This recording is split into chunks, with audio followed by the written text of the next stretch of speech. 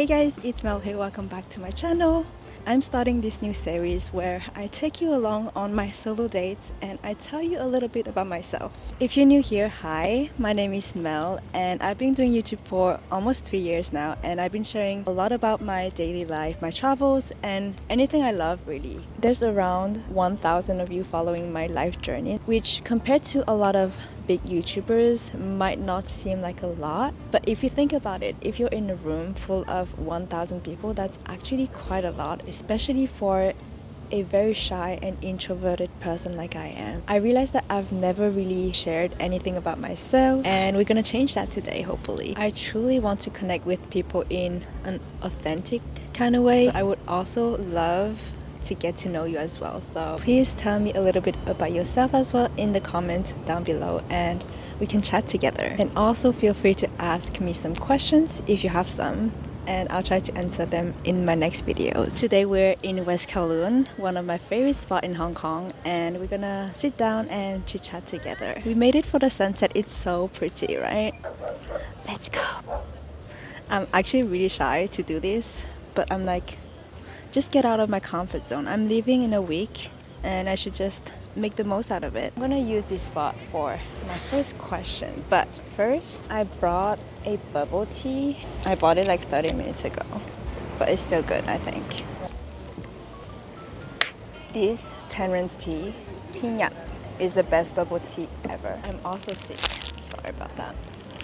I have my notes right here, so if I look at my phone, that's why. Okay, so first let me introduce myself. My name is Melanie and I was actually born and raised in Switzerland. What is my ethnicity? If you want to take a guess, you can just leave it in the comments. That's a question I get asked a lot online and offline as well. Like whenever I meet people, that's usually the first thing they ask me, like, what ethnicity are you? Are you mixed? I'm actually fully Chinese. My dad is from Hong Kong.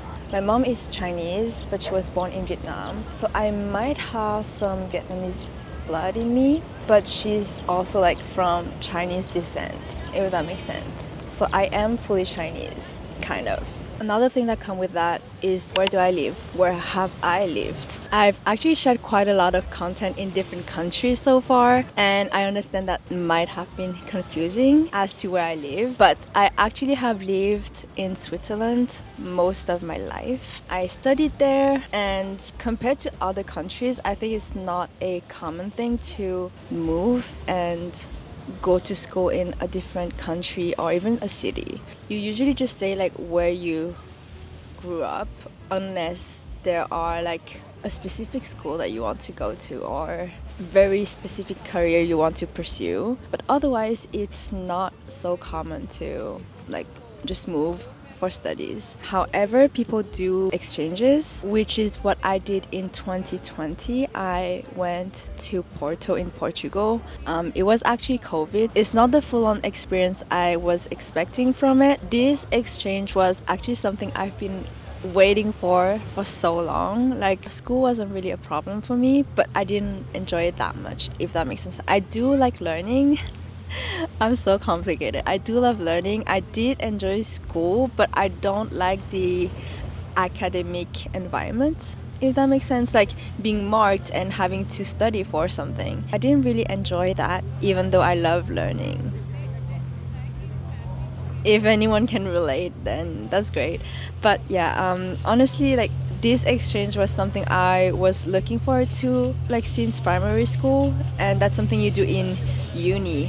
And because it was COVID, I didn't really choose the country I initially wanted to, just for safety. So initially I wanted to go to Japan or South Korea and eventually Hong Kong. That was my 3 main options, or even China or something. I don't really know. But because of COVID, I chose to stay in Europe. Yeah, that was just a safe bet, I guess. And luckily I did, because if I had choose an Asian country, I wouldn't have been able to go for 2 semesters. Like the first one would have been cancelled. And yeah, basically I went to Porto for 1 year, so 2 semesters. And I'm really glad I got to experience living in a full-on different country for an entire year. And after that, after I graduated in 2022, I think.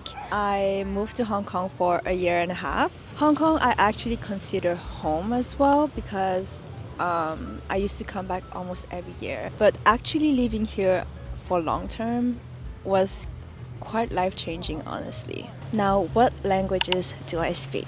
I actually can speak four languages. I can speak French, German, English, and Cantonese. I learned a little bit of Mandarin and Japanese for 1 year each, but I can't really hold a conversation, so I can't truly say that I can speak it. So that doesn't really count. So as I said, I was born and raised in Switzerland, and Switzerland actually has four official languages. English is not part of it actually, but four languages. So we have German, French, Italian, and a language we call Romanche, which is kind of a mix of the three languages, but it's not that common. So yeah, it's still like an official language. So I'm from the French speaking part. So I do speak French as my first language. Donc le français, c'est vraiment ma langue maternelle. Enfin, maternelle est ma première langue, on va dire. J'aime pas du tout parler français, ça fait trop bizarre. Mais voilà. J'ai grandi en parlant français. Je parle français avec toute ma famille en Suisse.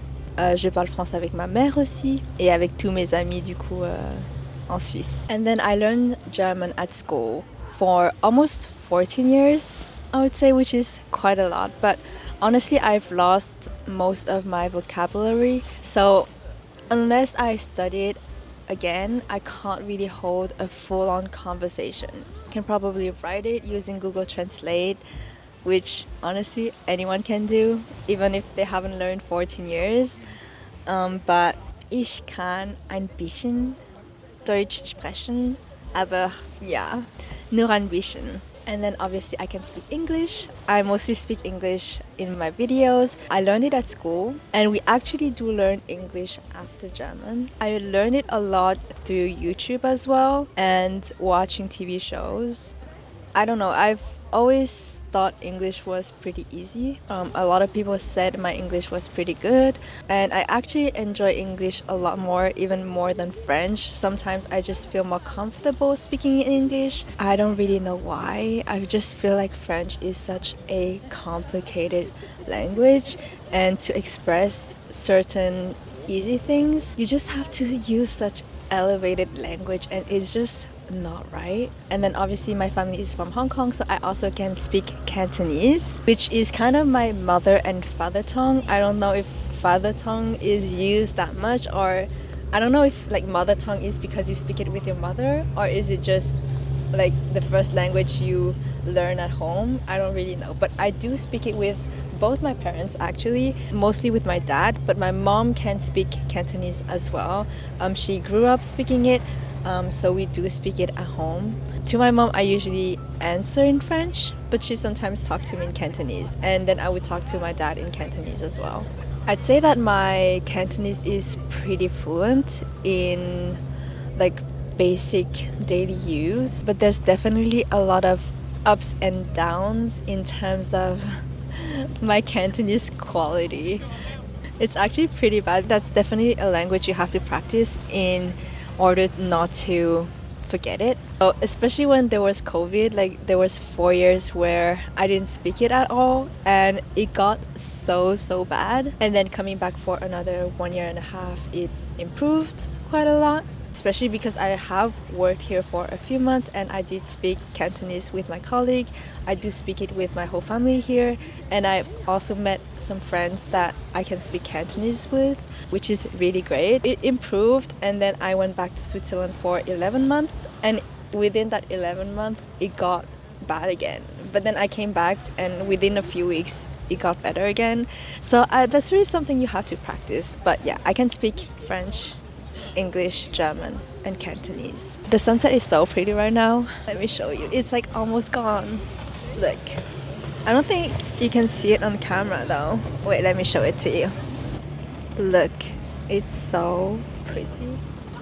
Why did I start YouTube? I kind of want to tell you guys about my journey. I actually started posting on YouTube 3 years ago on this channel, but I've always had YouTube in mind ever since I was 14 years old. Back then, I used to watch a lot of British YouTubers like Zoella and Casperly, Alfie Days, Josag, all that crew, and I really liked the community that was on there, and I could really relate to the people I was watching, and I honestly thought that it was just so cool to post YouTube videos, to make them, to film your life, document it. And so back then, I actually did film some videos which never made it online. I made some fashion lookbooks, like back to school outfits and stuff like that, which I still have them. If I can find a few clips, I'll put them here. It's kind of cringe looking back, but I'm happy I did film it because it's funny to look back on. We did some challenge, and yeah, that was really fun to film them. They never made it online, but I did actually post a couple of videos about nail art. I used to love doing nail art. I still do my own nails, not these ones though, and I did post a few tutorials on YouTube, and they're probably still somewhere out there. I just don't remember the name of my channel. I didn't show my name because I was too shy to do so. I didn't talk because I thought my English was pretty bad. And yeah, there's just out there living forever, I guess. I'd always been holding back doing YouTube because of fear of judgment, the fear of comparison, the fear of failure, and to be honest, I'm not really sure why. 3 years ago, I was in Portugal doing my exchange year, but we were actually in quarantine, not meeting any people, not doing much. We just had a few hours of classes per week, so we had a lot of free time actually. I was like, maybe I should give it a try. I've always been wanting to do it, so why not? Like in my mind, I was like, oh, I'm gonna do content in English and I'm abroad, so the location or IP address of my channel or whatever was going to be Portugal. So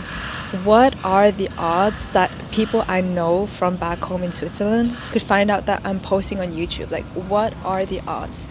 That was what I was thinking. So honestly, I was still like holding back because I was still scared of people finding out what I'm doing, and I'm still am to this day actually. I don't really tell my friends that I do YouTube, and I'm not really planning on telling them. Deep down, I know that it's my fear again, like making me think too much.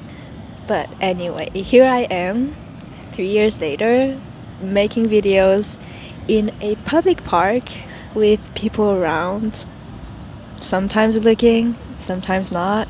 Me being awkward still, but I'm just in Hong Kong talking to my online friends with a beautiful sunset, a nice weather. And yeah, I'm actually really happy doing that. Why the name Mel Kas? Honestly, it's pretty simple. My English name is Melanie and my Chinese name is Gaxin.